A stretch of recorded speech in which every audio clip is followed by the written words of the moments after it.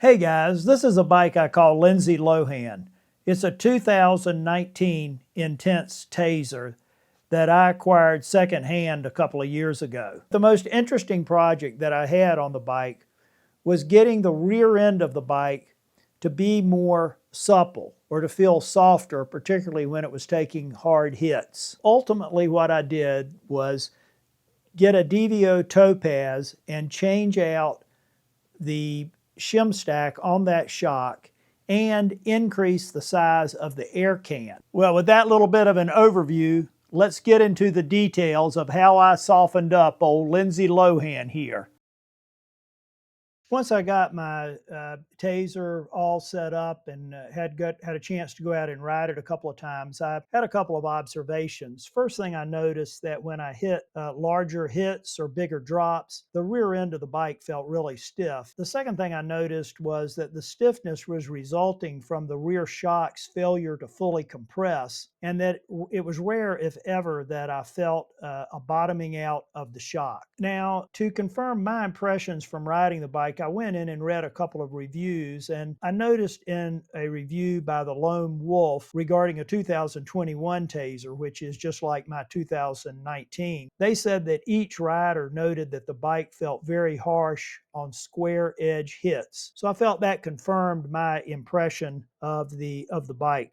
Normally in this situation, to make the rear a little softer, you would go with a coil shock. But my 2019 large Tazer, the shock is embedded inside the frame, and there's really not enough room to accommodate a coil with a spring large enough for my weight. Now, there are other situations, such as different sizes of the Tazer and in later years of the Tazer, where maybe you could accommodate a coil. But in my particular situation with the 2019, a coil would not work. So I decided to go with a DVO Topaz air shock. Three reasons for that decision. First of all, that shock is very home mechanic friendly. Second of all, I really like the way that shock feels. And third, with a 185 by 55 trunnion, when it's fully compressed, there's still over 15 millimeters of additional stroke, which means you can put a larger air can on the shock. Now, I took a standard Topaz and I did all the adjustments that I'm very familiar with on a Topaz: air pressure, compression, rebound, air bladder adjustment,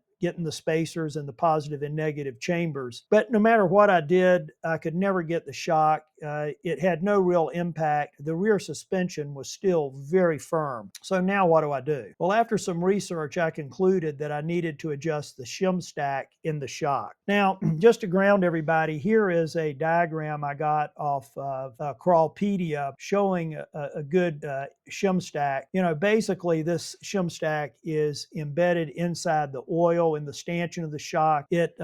Those rebounding compression shims will bend as fluid moves through the shock, and how much they bend or how much they don't bend will impact the way the shock feels as to how soft or how harsh it is. Here's a further diagram just showing that the little dotted arrow on the far left shows fluid moving through the stanchion of the shock, and as you can see, the shim is bending. And once again, how easily or how hard that bend is and how far it bends will determine how the rear suspension on the bike feels. Now, here's a standard DVO Topaz shim stack, and if you start all the way over on the far left, that is a DVO Topaz shock.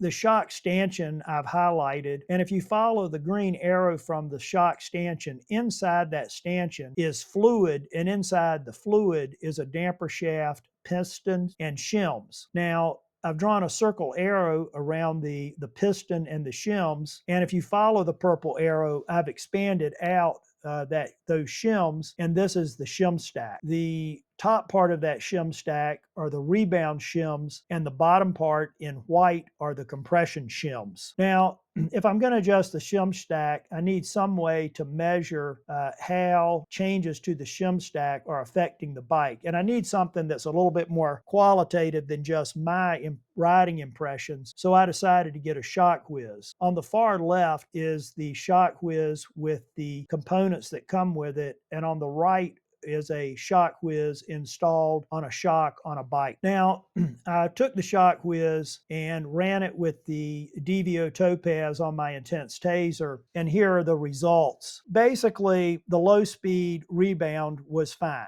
but the high speed rebound needed to be slowed down. The high speed compression was way off. It needed to be made much softer, as you can see by the red dot over to the far left. And also the low speed compression is in the yellow zone, meaning that it too needs to be adjusted. So these compression settings confirmed my initial ride impressions and those reported by the Lone Wolf. Now, if you take that Shockwiz results and you compare it with the Shim Stack and try to interpret how you should adjust the Shim Stack based on the Shockwiz results, here's what I concluded. On the high-speed rebound, I've shown a yellow arrow, and basically the high-speed rebound needs to be adjusted early on in the Shim Stack, and I've drawn a yellow arrow, meaning that I probably need to at least add a shim in the rebound Shim Stack between the 11 and 16. If you go down on the compression side, I've drawn a